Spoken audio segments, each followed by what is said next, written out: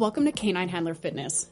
This is a podcast for dog sport handlers who want to feel strong, capable, and confident in their bodies. Hi, my name's Liz Joyce. I am a strength and conditioning coach, and I specialize in fitness for agility and dog sport performance. In this podcast, we cover everything you need: strength, speed, mobility, and endurance. All the things to keep you moving, performing, and doing what you love, both in and out of the ring. Let's dive into today's episode.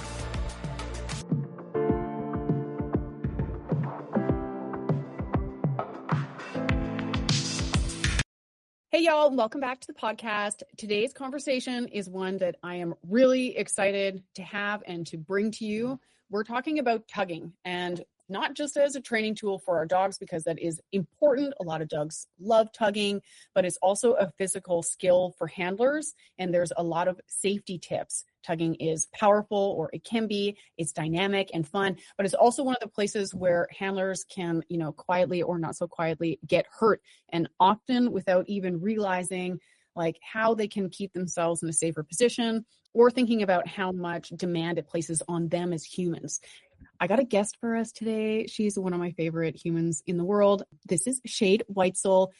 If you don't know her, I'm going to tell you real quick. She is widely recognized for her work in tugging, engagement, play-based training, IGP, bite work. She is a phenom, and she brings a really thoughtful, practical perspective to handler safety, especially around making sure humans understand what they're getting into so that both them and their dogs can have a lot more fun and remove a lot of the risk if possible. Woohoo! Thanks for that intro. Hope I live up to it. This is going to be a fun conversation. Thanks, Liz, for having me on. Well, you know what? I've known you for quite a long time, and you're way beyond that intro. So why don't you, if people don't know who you are, tell them a little bit about what you do. I'd love to know, because we're here to talk about tugging. What got you into tugging in the way that is just such a passion of yours? And what do you do? Tell us about yourself. It's actually really funny because I've always had high drive dogs and I always threw the ball for them. But that gets a little bit hard on dog bodies. And I remember this really good trainer put out this webinar or a course. I don't remember what it was. It was like 20 years ago on tugging. And I went to go play tug with my shepherd at the time, and he bit me so bad. He bit my hands, he bit my arms. He was like so excited that I was actually tugging with him. And he totally was not careful. I hadn't taught him to be careful with the toy. And I remember this particular technique where he'd have this toy and he'd shove it into your body and then he'd re-grip on the toy and he'd get parts of your flesh as he was pinching, And it was so funny because I would go to a bigger toy so he couldn't do it, and then he'd master that. And it was like he thought that part of this play style was to shove it into humans' legs and get all the toy in his mouth and, pinch us. So yeah. Anyway, that was his thing. I've evolved a lot since then. My dogs have much better control over their mouths, and I have much better control over what I choose to let the dogs do and the teaching and all that kind of stuff. So yeah. I'm just imagining a German Shepherd who's being allowed to bite something for the first time. He was so excited. I remember me and my best friend were like, oh, we watched this video. And it was Ivan Balabanov. And we went out, we're like, let's go try it with our dogs. And it was not as fun and not as smooth as how Ivan made it look. It was definitely a learning curve. And so it's actually really cool because when I see people struggle with tug and how to present the toy and things like that, I always remember how that used to be me too. And it's so easy for me now. It's such an easy skill to present, such an easy skill to make the dog miss. And it is all learned. I am not the most athletic person. I'm not the most precise, balanced person. So if I can learn, you guys can learn. So yeah. I hear you about that. And it's quite a beautiful thing when tug's done well and the dogs are happy and nobody's stressed. And it's a really fun way to engage. So I got some hot questions for you. Okay. Perfect. Here's my first question. Because tugging is a physical skill for humans. So as a coach and as someone who works with people as their dog training, I'd love to know a couple things. So when you watch people tug, right? If I'm a student of yours, how do you notice how demanding it is on humans' bodies? And then my follow-up question to that is, what are maybe some of the most common ways that you see handlers unintentionally putting themselves at risk when they're tugging? Well, there's always a lot of leaning over. And I kind of want the toy to take care of the fact that we as handlers, especially if it's small dogs, we're kind of leaning over. And dogs normally don't like us leaning over them, but also it's hard on your back. So the biggest thing is kind of keeping your back straighter than you think, so that you're not leaning over and you're not putting yourself in that vulnerable position where you're kind of tugging with your back. You really want to tug with your arms and kind of more in a squat position, or like a bent knees. Like, I don't think I tug in a squat position, but just that ability to bend your knees and tug with your arm, less tugging with your back and that. More bracing. I'm sure you can talk about that in terms of the handler. I'm just talking about what I see. Yeah. But that basically, and then something you can do to equalize that is you can use longer toys so that the dog, like if it's a small dog, they're tugging still on the ground, so it's safe for the dog and safe for you, where the dog doesn't have to tug with like their neck at this really weird angle, because a lot of times I want dogs to tug with all 4 feet on the ground and at a level kind of spine, neck kind of thing. The exception would be like my dog loves to jump on me. So I encourage him to jump on me. He does, but he's the type of dog that has the body ability to jump up, keep his spine straight, and I can still tug with him when he's on me and he's keeping everything lined up. Not all dogs will do that. Not all dogs feel comfortable doing that. So anyway, so the basics kind of answer your question is think about protecting your back. Also think about building up strength with your back, but protect your back and try to stop tugging and like this really leaned over, looming over the dog, putting your back in a weak position. That would be the most common thing. Let's pretend that I have a cute little dog. Yeah. Just a really little cute little thing. Okay. And we're tugging, but like, let's say I'm a student of yours and the dog's really little. Okay. I got the toy. What position would you suggest for people if getting down through their knees is difficult? How do you help people set up their physical body in a way that will permit tugging like that? So I'll use like a really long toy, like a fleece, like braided fleece, and turn away from the dog. So like the dog can be grabbing one end of the toy and the toy's on the ground, or the dog's on the ground grabbing one end and you have the other end. And so you can move your arms back and forth, up and down, sliding up and down the toy, making distance. So the dog is like tugging and can kind of tug away from you or tug forward. And you might be turned sideways to the dog, but you're holding the other end of like a 2 foot long or 3 foot long toy. So if I was tugging with like a Jack Russell or a Chihuahua, that's how that would look, where the little dog can be on the ground feeling strong and I don't have to lean over. I'm also not a big fan of like tugging where the person is stationary, like where they're on their knees or something. I like people on their feet. So I normally recommend like, toy choice, longer toys to deal with that rather than us on our knees. Personally, I want more dynamic action. And less us on our knees playing tug with our dogs. Oh my God, I just had this thought about being on your knees with a German Shepherd, like the first time you went out tugging with your dog, and I was like, oh my God. That puts you in a vulnerable position. It could just be me. I want to stand up when I play tug with my dog. I'm often, playing tug with really powerful dogs, so I want to be able to stand and brace with bent knees on my feet, on my legs. Yeah. And you did a great job explaining the handler's position. So I do want to hop in just real quick, if you don't mind. So from like a human, do you mind? Nope, go for it. So from a human movement perspective, I agree entirely with Shade about having a flat back and bracing through your core, which can be a difficult thing for people to figure out how to do. So here's my easiest way to explain it, if you're not sure if you're doing it or not, is pretend like you're having a little baby cough. And at the end of the cough, hold that engagement in your abdomen, and that is bracing. So that will help your back be more supported. And I also agree with her about having your knees in a bent position and your hips back, thinking like less about a squat, but more about a bit of an athletic stance. Yeah. I also really prefer having one foot in front of the other and not standing facing the dog with your feet side by side. The thing that takes the impact in there would be definitely more your back than your legs. So having one foot in front is a huge advantage. And the last thing is that tugging with a dog that's really going for it when your arms are all the way out and they're just jamming on your shoulders, like it's just a recipe for it's a recipe for really painful shoulders, and I've had that. Yeah, I just kind of got up and tried to imagine playing tug, and I always have one foot in front of the other. I've never, at least the size of dogs that I normally play tug with, I'm always got my weight on my back foot, so that I can kind of pivot around with my front foot.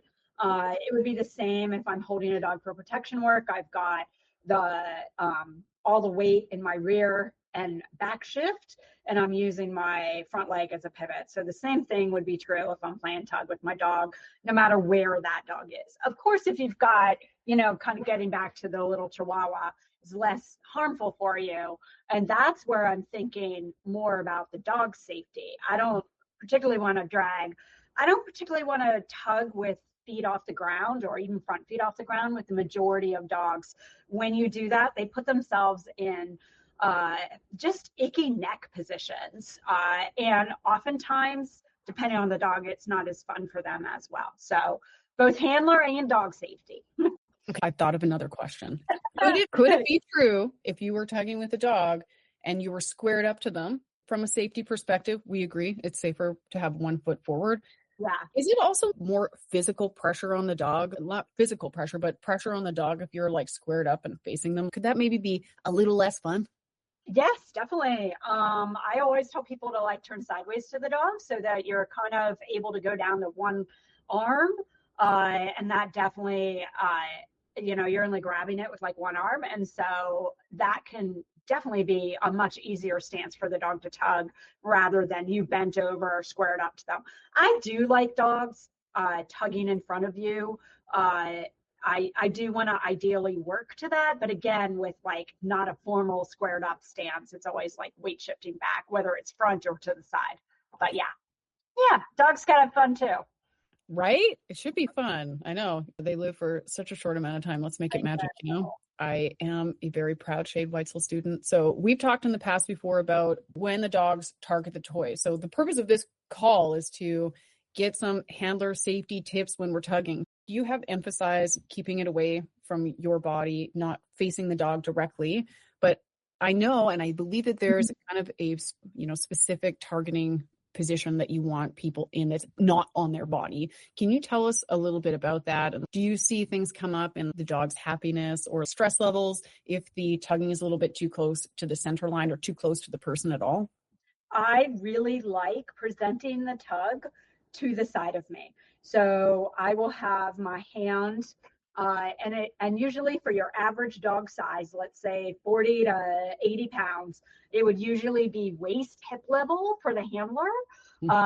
And what I like is I like the outside arm on the outside part of the tug and the inside arm across your body, kind of anchored on your hip. So, or near your hip, it doesn't have to be anchored. But I really want that sideways presentation because I don't want, first of all, it's hard mentally for a dog to strike something that's in the front of you. And it's probably not as safe for the handler either because the dog's going to hit you with their feet. They're going to, I was just talking about my dog intentionally pinching. Okay. So when they learn to strike something that's in front of your body, there's a lot of safety considerations, especially the larger the dog or the faster the dog.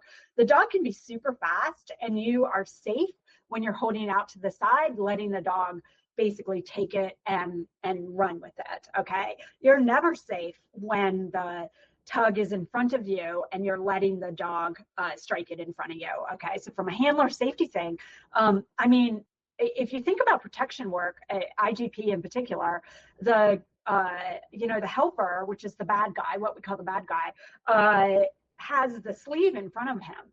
And that takes so much technique to learn to catch the dog safely so that a dog's not hurt and the person safely. I mean, those are like shoulder injuries, knee injuries, oblique injuries waiting to happen. So as handlers playing tug with our dogs, we can just avoid all that. We can just avoid that, present it to the side.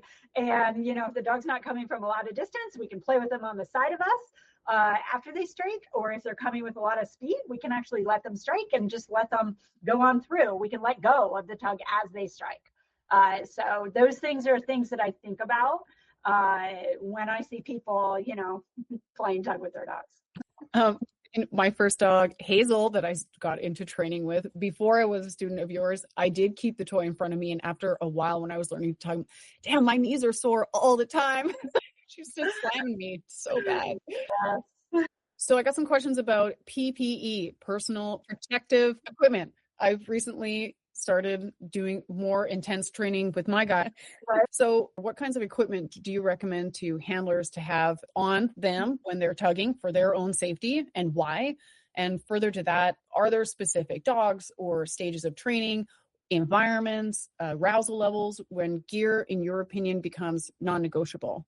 So I honestly always recommend gloves.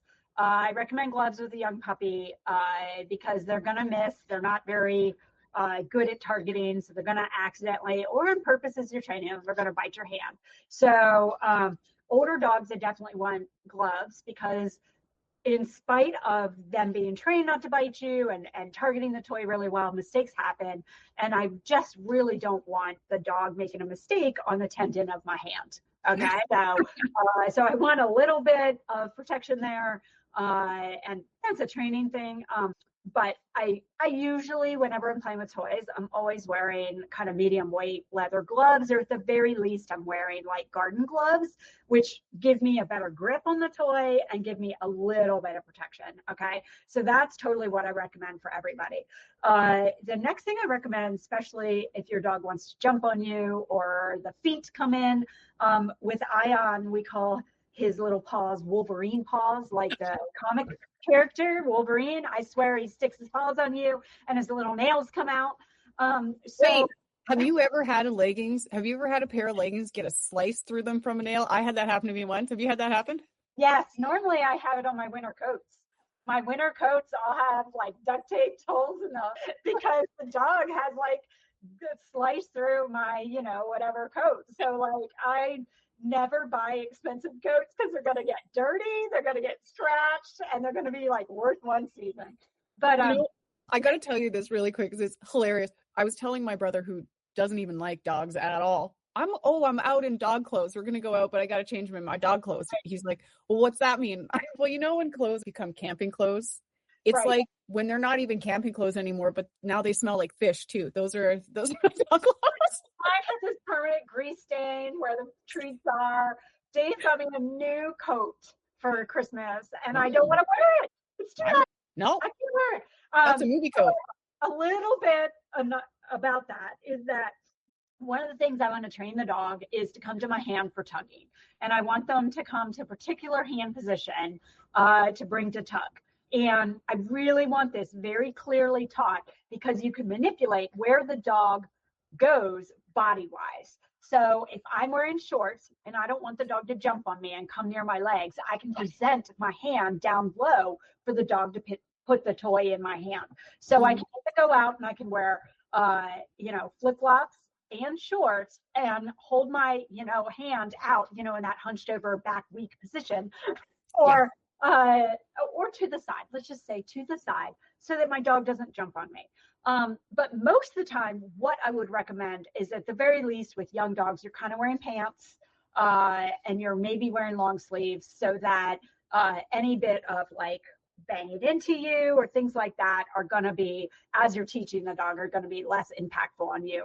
Because here's another thing. You don't want the dog to hurt you as they're learning. And some dogs are just like kind of rough and tumble about their bodies. And as I'm teaching a dog and they're making mistakes and I'm teaching them like not to jump on me, like to get the toy, I want to make sure that if they accidentally hurt me, acting like, oh, that hurts so bad, and then the dog is sensitive about that. And you may like dissuade them from playing tug with you because they accidentally hurt you, they didn't know how to play, and now you're mad at them because it's this involuntary reaction to being hurt, So clothes. While you're teaching young dogs, wear some clothes.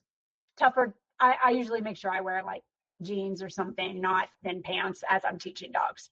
So you'll see that if I teach a seminar and a toy seminar, I'll always have my leather gloves and I'll always have kind of heavy type pants on at the slightest because of this. It is something I think about when I go teach toy seminars and when I'm actually playing with other people's dogs. Is that something that you'd recommend if I was a student of yours and we had graduated from needing to wear thick pants because the tugging's got good, but I'm going to a place maybe like flyball can be really exciting, or agility can be really exciting, or protection can be really exciting.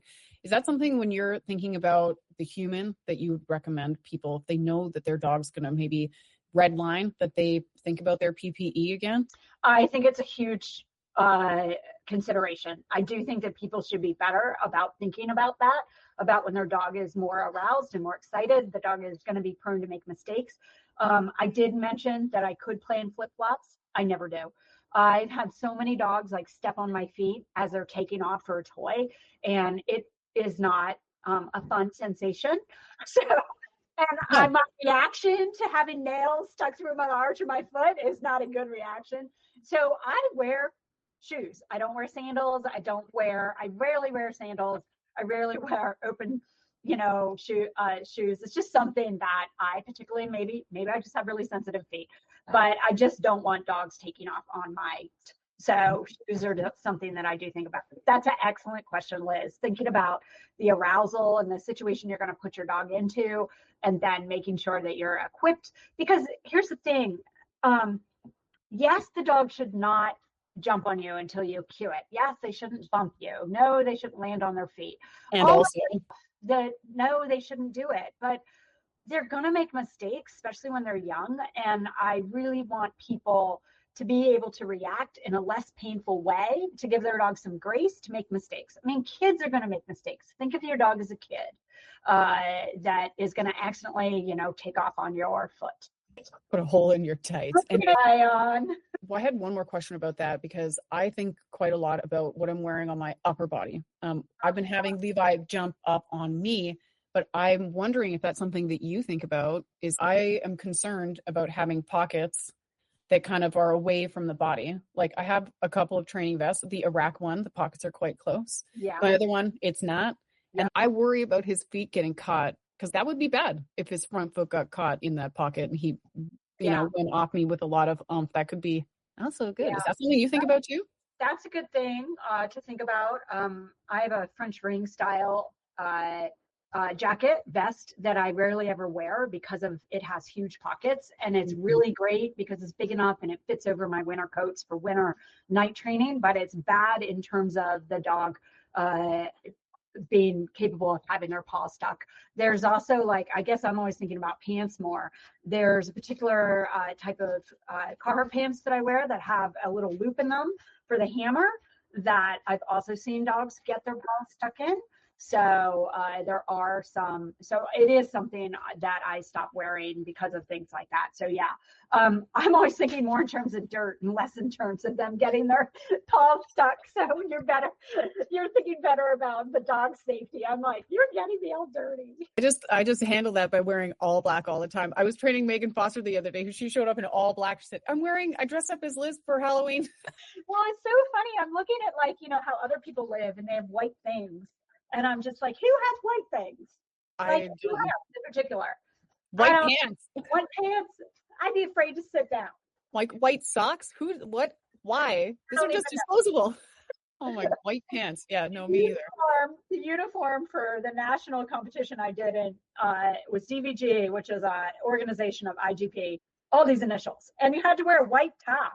And it's like I had to go out and buy a white top because I have not owned a white top in 20 years because white and me it doesn't stay white. So, and of course, they didn't stay white. I think the people who make white clothing know that. Because they don't have dogs. You're like, it gets stained. This is a renewable, you know what that makes? Long-term clients. Let's sell them the white t-shirts. It's long-term clients. Right. Okay, I got some more questions because my dog's quite big. Your dog is so powerful. I'm sure your dog probably tugs a little more, than my guy. But I want to know from you, as our training's getting more intense, he's getting more excited about engaging with me. So I'm trying to find a balance of him being satisfied with tugging. Some of that right now is looking gripping and pulling. He is really strong. So how do you help handlers absorb the force when that's going on? I know we had talked about having a foot forward, but can you think about how you mechanically move your body if you're having a dog that's really giving you a run for your money? So if I have a dog, so the thing that I always look out for is a dog that shakes its head. And they shake their head.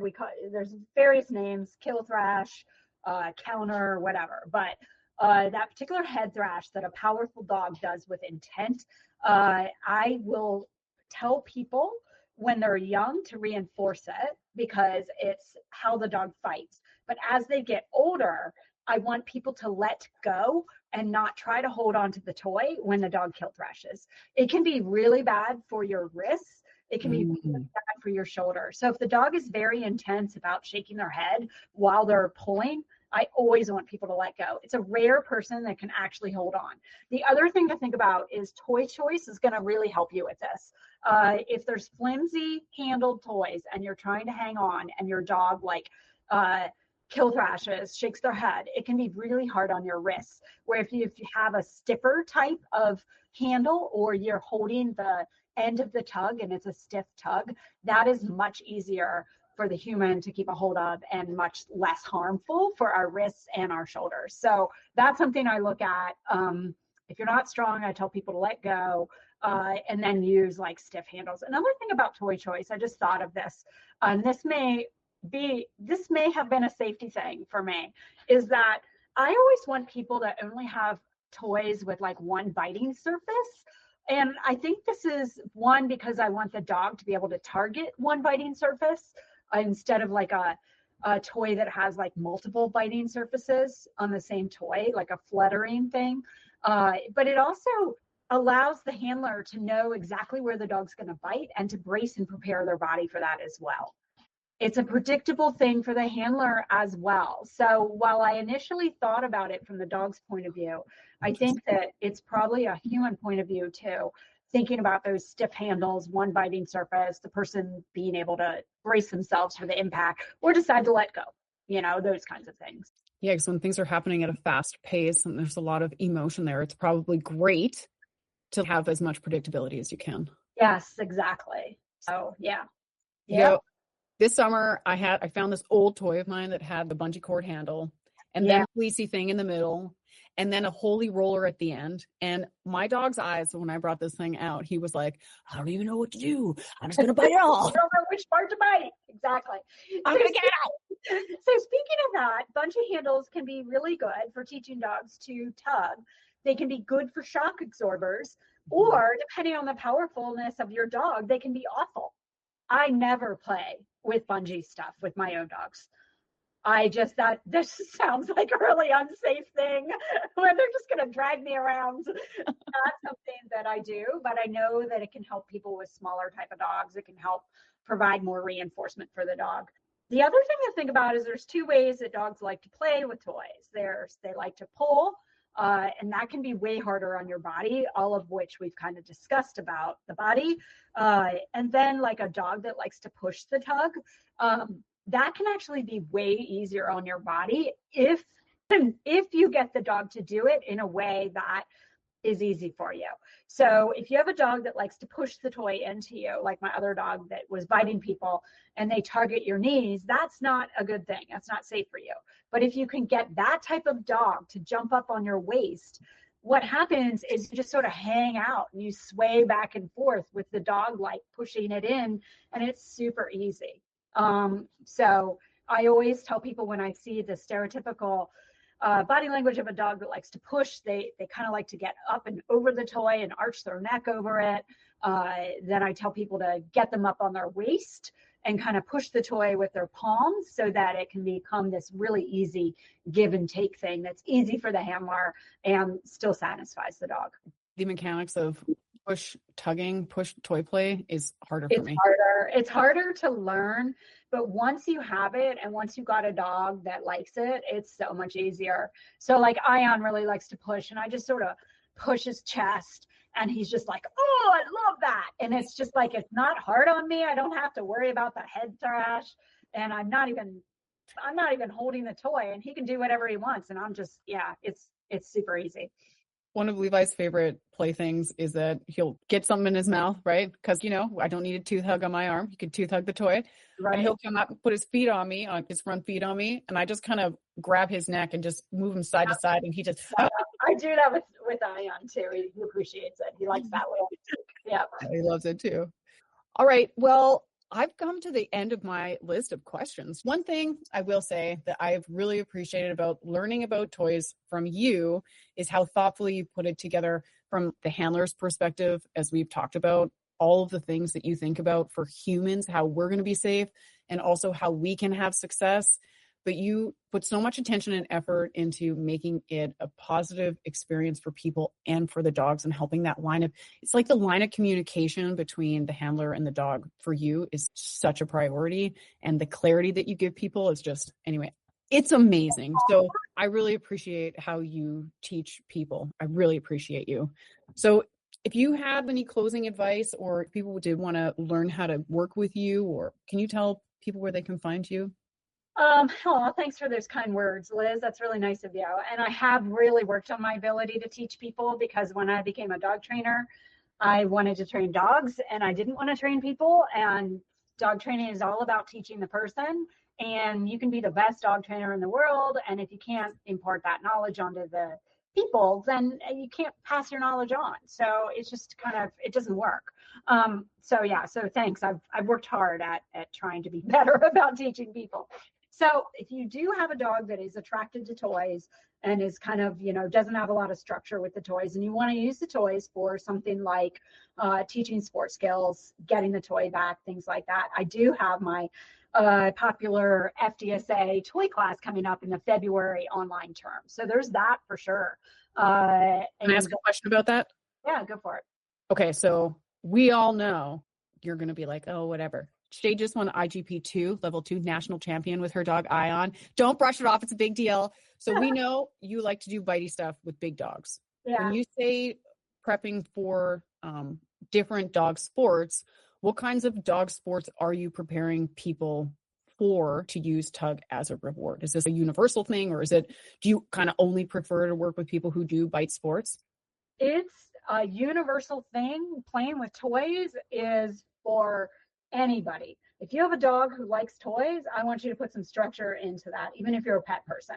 I got my chops as a dog trainer, teaching pet people to basically channel that unruly toy stuff where the dog grabs the ball and leaves and runs off, or slams into you with their body when they want to play tug. So pet people can benefit from this too, but basically any foundation of most sports is where this is going to help you, not just bitey dogs. I will say that I am not the best instructor for building toy drives. So if you have a dog that is tentative around toys, that doesn't really like toys, I'm definitely not the best instructor for building that. But if your dog has like instinctive, like I want to chase the toy and you don't know how to get it back, I'm the instructor for you. If your dog wants to tug it and you can't grab it because they're all over the place, or they won't bring it back, that's the stuff that I really enjoy working for. And once you get that and you get some behavior cues in your game where you can get the toy back, you can bring them to play tug with you, and then you can put some behavior skills in there. It can be a wonderful thing, even for pet people, just to have that flow and have that excitement and a little bit of, all the things that people like about playing ball with their dogs. We can do it and add a little bit of structure and a little bit of rules and a little bit of, sit down and spin or whatever. And you've got this mental game for the dog that is good as well. So yeah, I think you feel like a bit of a badass when you're like, oh, I'm going to do this and then he can down. It's so great. Right. It's so cool when you're like, you can tell your dog to down and you throw the toy and they're like, I'm trying so hard. Yeah, it's fun. Okay, so you got your toy class coming up at FDSA, and what else you got? How else can people get can we please link your location specific marker webinar down there? Yes, if you want to get on my email list, like for instance, I'm doing a seminar at the end of March, and she sent it out to her prior attendees, and we filled like half the working spots, and then I sent it out in my email before we released it publicly for the rest of everybody and got it filled. So if you want to access me, know when I do stuff like that, or know special offerings, or know what classes are coming up, then definitely sign up for the email list. I promise that I won't email you tons. I don't have time. It's kind of like a once every other week thing at this point. And then I tell you a little story about, my dog or whatever. So you get a little personal thing as well. And location specific markers, which is like different cues for like chase versus tug, or for food. Those would be different reinforcement marker cues. When you sign up for my when you sign up for my email list, you get an hour-long webinar on location-specific marker cues, and it's super interesting stuff, and I teach it all the time, so it's really, really cool. I just went through I'm giving a seminar, a week-long seminar next week, and I just went through one of the presentations I did, and I was like, oh yeah, this keeps arousal. Like if you have chase for your marker cue to tell the dog I'm going to throw the ball, and then you have X that means food from your hand, then you're insulating the arousal so that you're keeping the arousal for the chase and not having it bleed into your food stuff. So it can be really good from a teaching perspective and keeping your dog's excitement levels, manipulating your dog's excitement levels and how excited they are. It can be really valuable for that. So again, I went off on a tangent, didn't I? Oh yeah, well, I'm here for it. Yeah, no, I love those location specific marker cues for exactly that thing. So I will link all that stuff in the show notes. And thanks so much for being here. I really appreciate your time. And thanks so much for having me on. It was really nice to talk about it, and a really good subject of thinking about handler safety when they're playing these active sports. We didn't talk about, they also involve the dog's teeth. So, and they have knives in their mouths. So whenever we're playing with knives in their mouths, it's important that we take some safety precautions. So yay for Liz bringing it up. Oh my gosh, Shade, imagine someone who's a kind of a cat person. We're like, yeah, you could get a dog. They got Wolverine feet and knives in their mouth. It'll be a great time. What could go wrong? Oh, it's so much company. They're so fun. They're the best. Yeah. Well, I'll look forward to hopefully seeing you in person sometime soon. Yes. And again, thanks so much for being here. Really appreciate your time. Thank you. Thanks for having me on. Thanks so much for being here with me today and choosing to spend this time investing in yourself. I hope you feel encouraged to take action.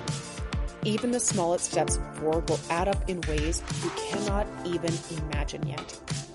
If this episode gave you something to think about or lifted you up, please share it with a friend. You really never know who might need these tools today. For more information, practical tools, and resources to help you get stronger and confident both in and out of the ring, head on over to caninehandlerfitness.com. You can also find me on all the socials under the same name, so come on over and say hi. I'm here to help you build the skills, knowledge, and belief you need to reach your goals.